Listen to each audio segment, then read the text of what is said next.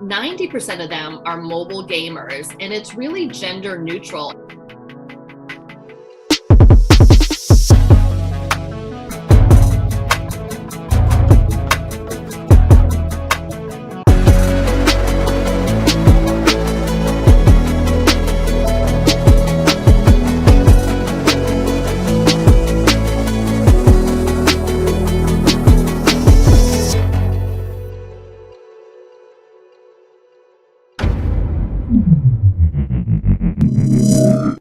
Good morning, Tina. Happy Monday. How are you today? Good to meet you, Ryan. Thanks for having me on today. I'm excited to be with you. Oh, absolutely. And do you mind going over SKILLSGAPP and explaining exactly where your company is and how it operates? Sure. Yeah. Just a little background on us. Our mission is to connect youth to life-changing careers through game-changing play. And we use mobile technology to really create career awareness, but also the pathway access for the youth into careers. And our product that we do that through is gaming. And our product side of the company is called Skillionaire Games. You know, who doesn't want to be a Skillionaire? I love it. I love it. Now, what is the average age of typically your consumers? So we look, Gen Z is really the generation right now we're focused on. That's middle school, high schoolers. Those are the ones that are entering the workforce right now, up to 24 years old.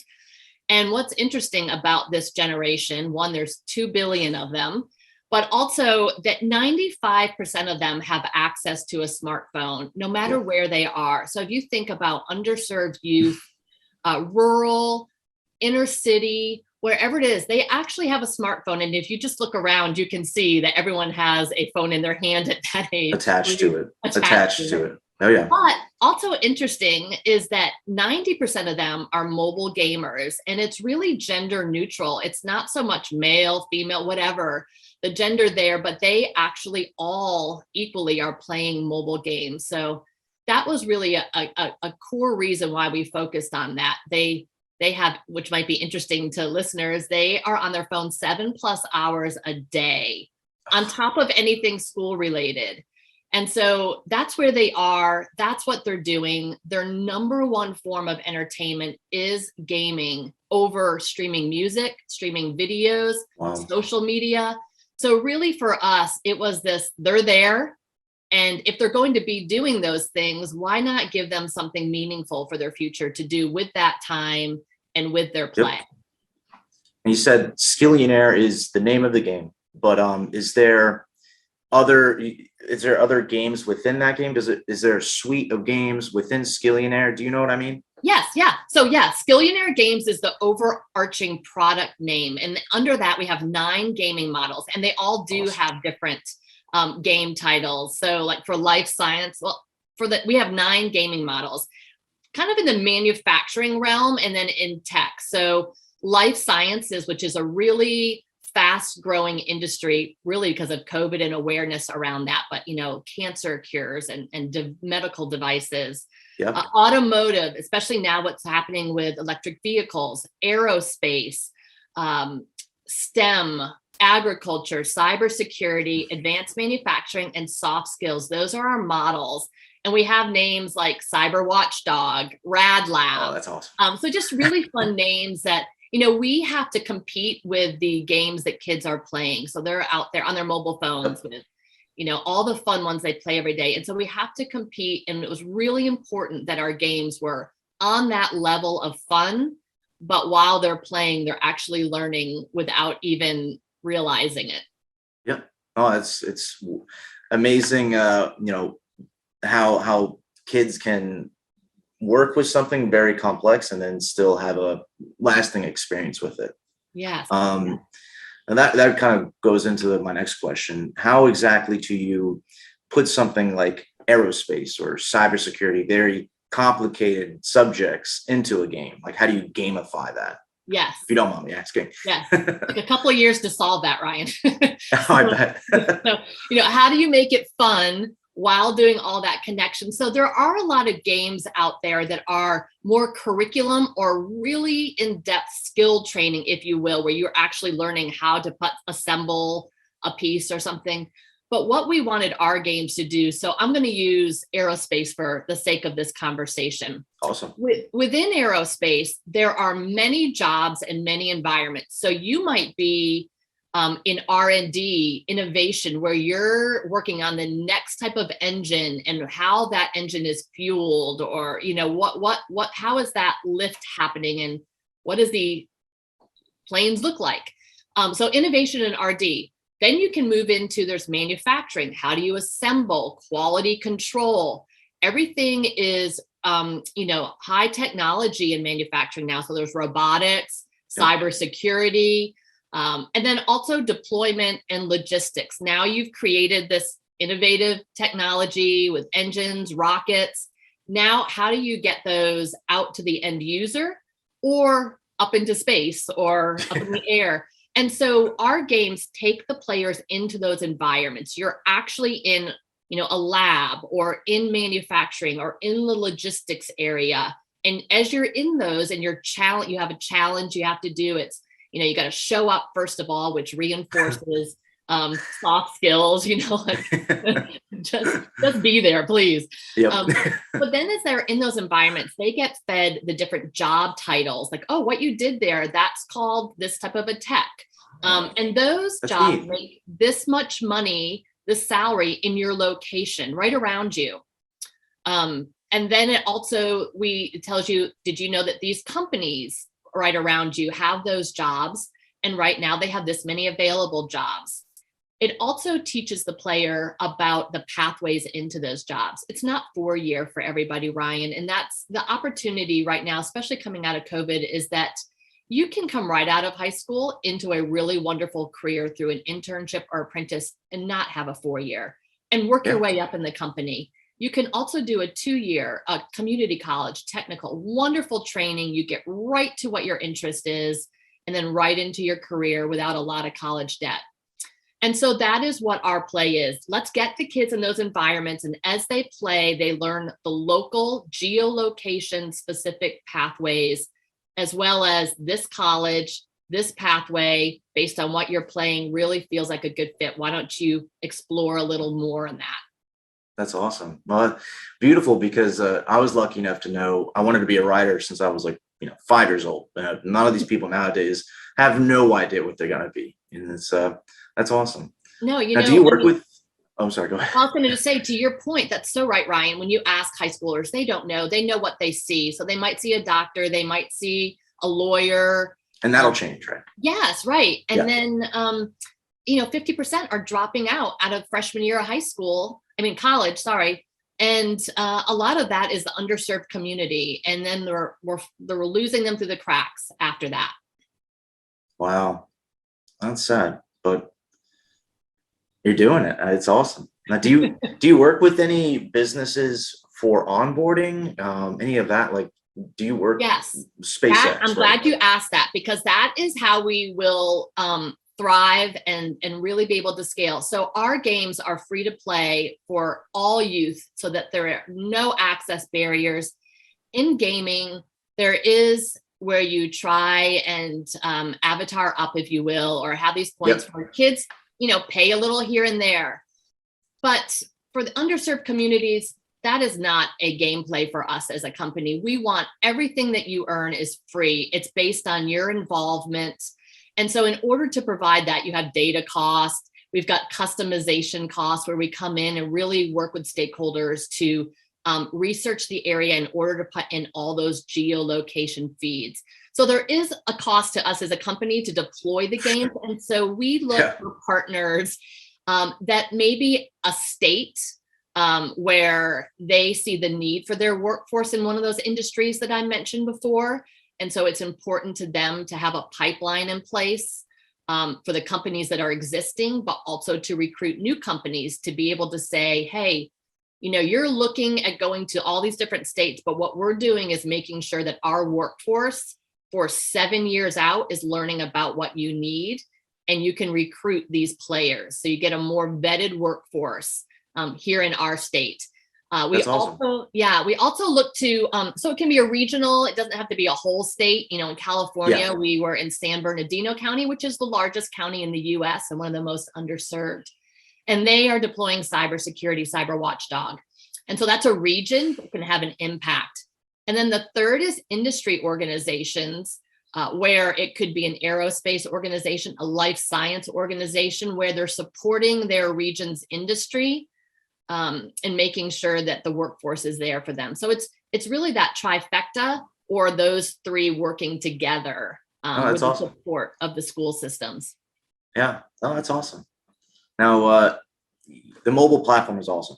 Everyone has a phone. It's hard to, bypass that. But any ideas of maybe going to PC games, doing anything very experimental beyond the mobile platform? So for us, mobile gives the flexibility for the players to engage wherever they are. It's with them, if they're in the car, sitting somewhere for a few minutes. Yeah. So what we love about that is it's a few minutes here and there to just check in on their future and interest. Where we might look at, we have some Chromebook younger versions of the games, where in schools, the players could actually start a little younger, 3rd grade and up. So the same mobile game technology we have younger versions of that game, so that they could be allowed on the Chromebook, which for privacy in schools, that's really important. So we could start younger with those same games.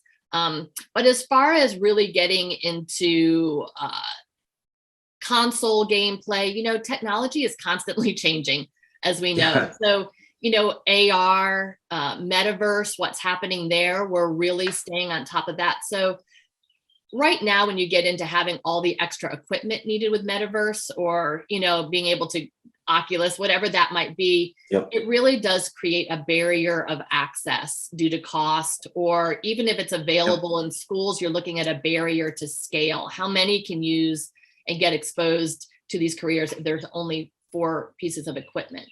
And so right now, mobile really removes those barriers. And if you think of even a job fair that they might typically have in school that reach 400, 300, 200, and now through mobile and free to play, remove barriers, you can reach, I'll use South Carolina alone, we're launching life science here, 400,000 instead of 400. And let's say 10%, 40,000 download and experiment within that game. And let's just say 20,000 are actively engaged. Well, now you've gone from maybe a couple thousand across the state that learn about these careers to a significant scale of numbers for not a significant increase in cost. Yeah. Oh, wow. You mentioned it before, metaverse. What are your thoughts on the metaverse? You already kind of brought it up a little bit, but what just in general, what are your thoughts on the metaverse? Yeah, I love Gen Z is one of my favorite generations because they like to learn on their own, sort of try things on their own, and very social when it comes to digital. Like even mental health, which is a crisis right now because of COVID and all that we're learning. But now even mental health, because there aren't enough counselors or psychologists that can work with the youth, is moving to an AI platform where they can actually text and they're working with AI on mental health. And that engaged student sees that as a real life person. I mean, there's some flaws still, but if the youth are able to get into environments through metaverse and still have others around them, I think it's a great opportunity. I'm excited to see where it's going to go. I think everybody's still wondering where it's going to go, but I see nothing but a lot of opportunity and a lot of nervousness about what students can get caught up in. And so just all of us being responsible and also just making sure that privacies are, laws are in place to protect the students with their play. Absolutely. Absolutely.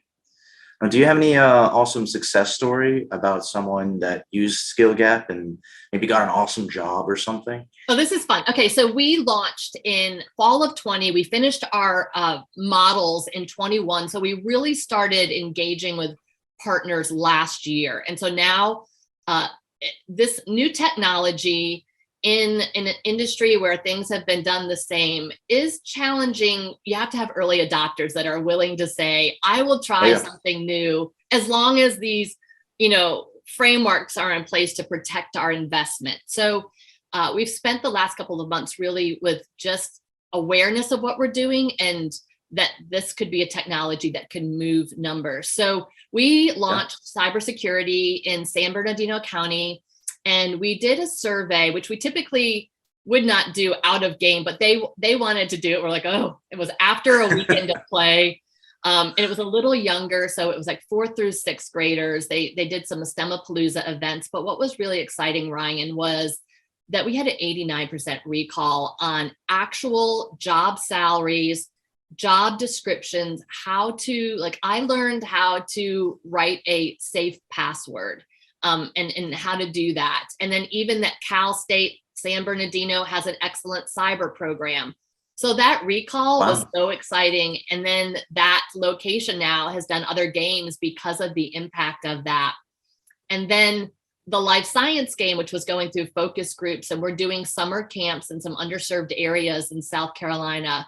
And so we just did a STEM camp for life science. And it was just fun for the feedback of, this game is really fun. I would actually play this game rather than watching TikTok, which was like, and that's all you need. That's all we need. I'm like, can we quote that? And then just the students saying, I felt like I was in a lab and that I know now like how to do some things with atoms. And so it was really exciting for different student levels to one, in our avatars, we check for gender and race diversity. So they get to see themselves and create themselves sort of like what they'll be able to do, with the metaverse in their environment. So now it's like, oh, I'm in that role. And any stigma that they might think that they couldn't be in that role or that they couldn't continue on the pathway into that job, or maybe they thought there was a stigma attached to that job, that goes away because the students can get in there and navigate and they don't see the stigmas. They don't see that they can't, or they don't see others like them. And so now they can come out of that gameplay and talk to parents, guardians, guidance counselors, teachers that, hey, I'm doing this.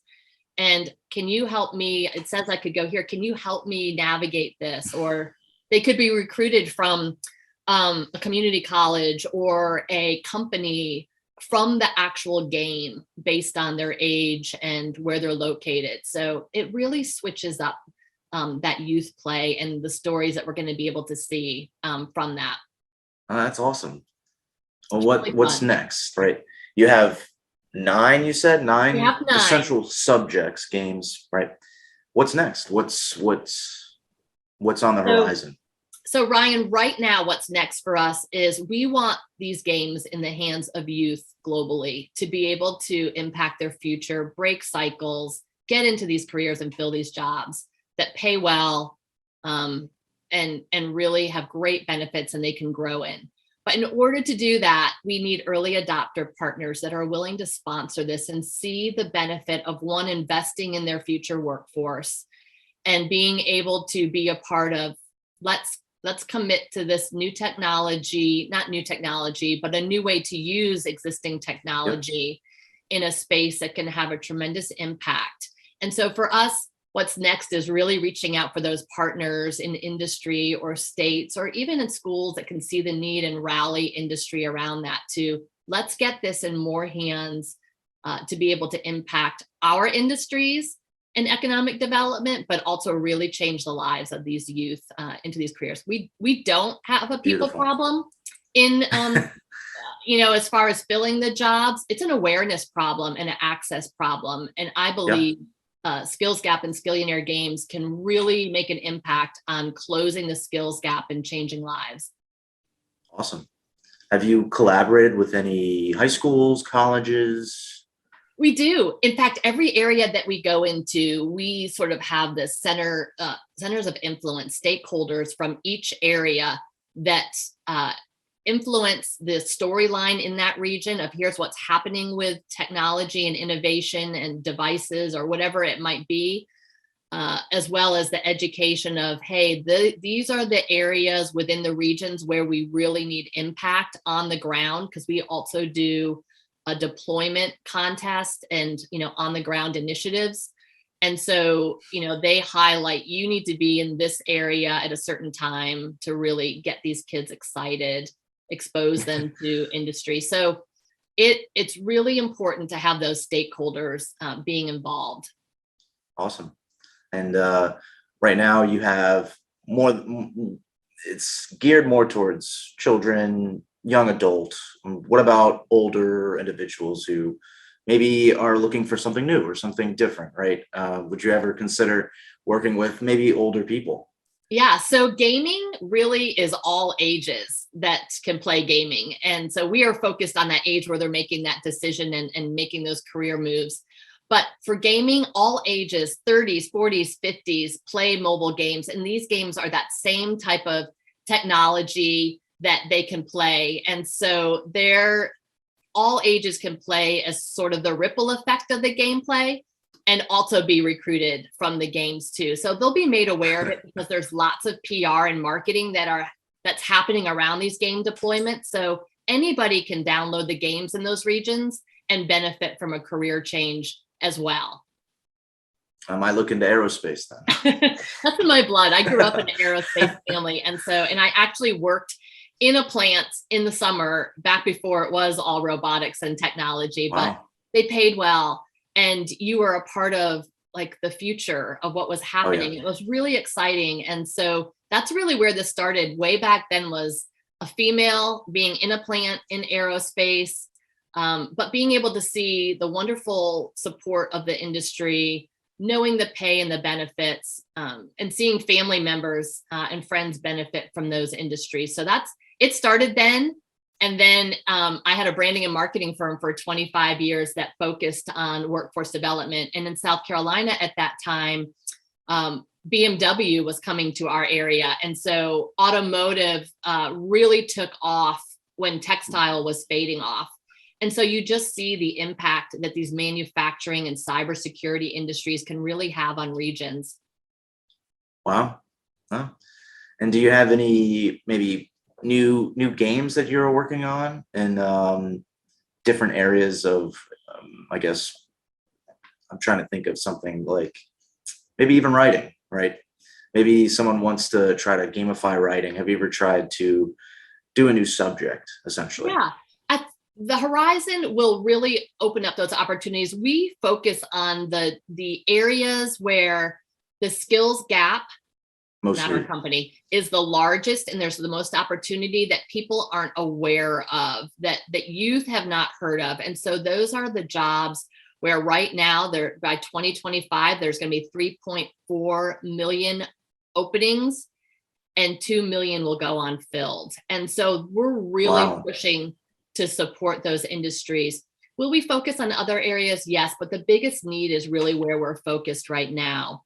We've done a couple side projects with some of the partners that we've been with where it's the same age group, but it's focused on health. We have one out there called Beatnik Boulevard, which talks to youth about vaping and all of that. And so we have some much needed.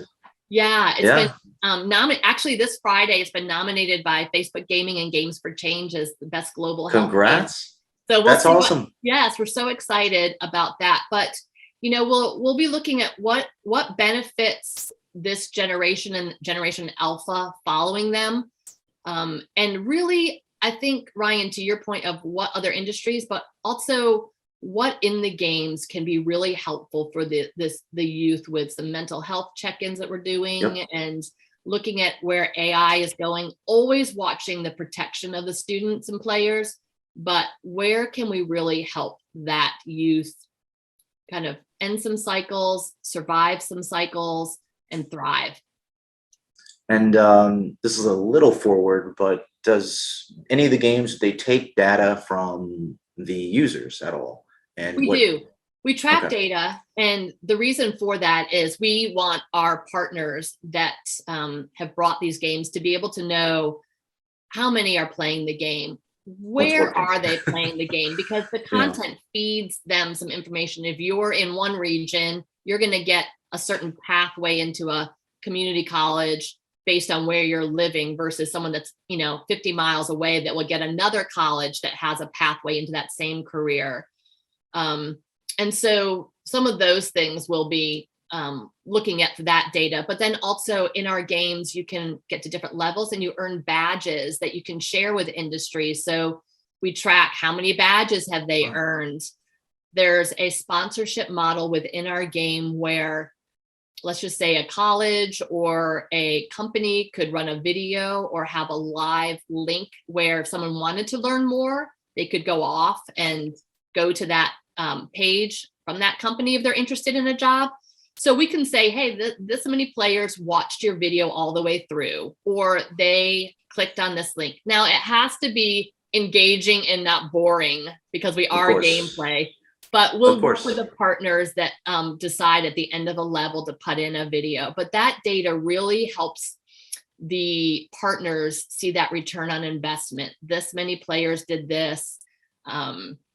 This many companies pushed out a recruitment or an awareness to jobs available. So a lot of really exciting data for states, industry, to be able to show, wow, this is meaningful on a different scale. Awesome. And this is one of my favorite ones. Very friend. And where do you see SKILLSGAPP in the next 5 years? So 5 years, got that all written down in our business plan, which I won't bore you with all the details. We started in the US because this is where the concept was born, and it was really born in a rural area where you drive past industry, access to education, and you got into how do these students not know that right down the street is a $50,000 salary and a free education? So for us, there's a lot of impact in just the US alone, but it's a global problem.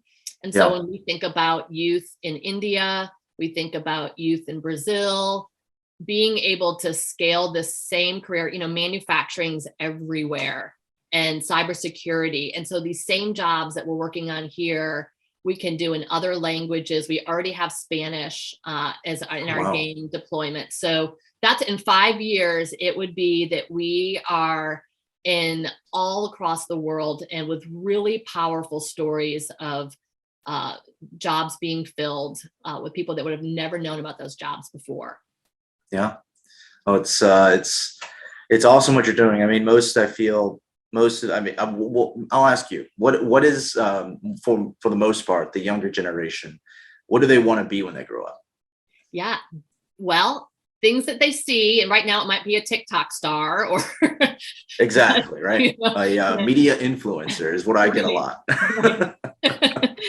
I think when you talk to them, that most important to them is that they are happy in what they're doing and that it's rewarding. And for some right now, it might feel like money or, some sort of title that they're seeing, like what you say with an influencer. But when it really gets to where they're shifting into those careers, this generation, especially Gen Z, where they're able to see that my career can make an impact on the world, and where can I do that and have the most impact? And so that is where we're going to see this generation looking to maybe not fully identifying exactly that specific role, but they'll be able to know that within this industry, I can get into this type of a job that will have this meaningful impact. If you look at in automotive and electric vehicles, I'm going to be able to have an impact on, just the green of the universe. And so I think that this generation, Gen Z, really wants to have an impact on the future of the world and people. So it'll be exciting to see that.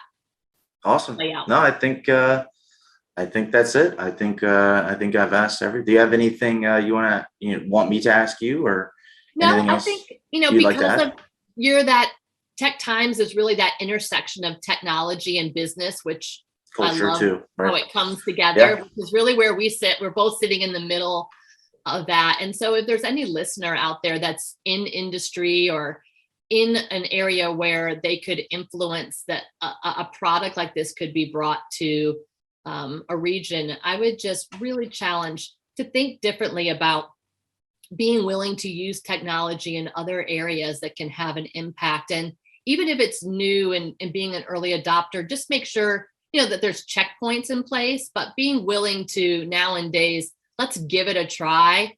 because what we're doing currently isn't scaling fast enough and having a big enough impact. So let's take some risks with some checkpoints.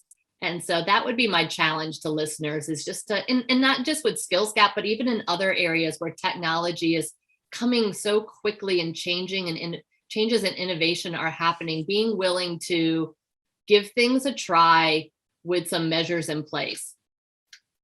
I love it. Thank you, Tina. I've enjoyed talking to you today. Yeah, no, it's lovely, lovely. And I really appreciate you being here. Thank you so much. Thank you. Have a great day. Thanks to all the listeners. You too. Yeah. Bye. Bye.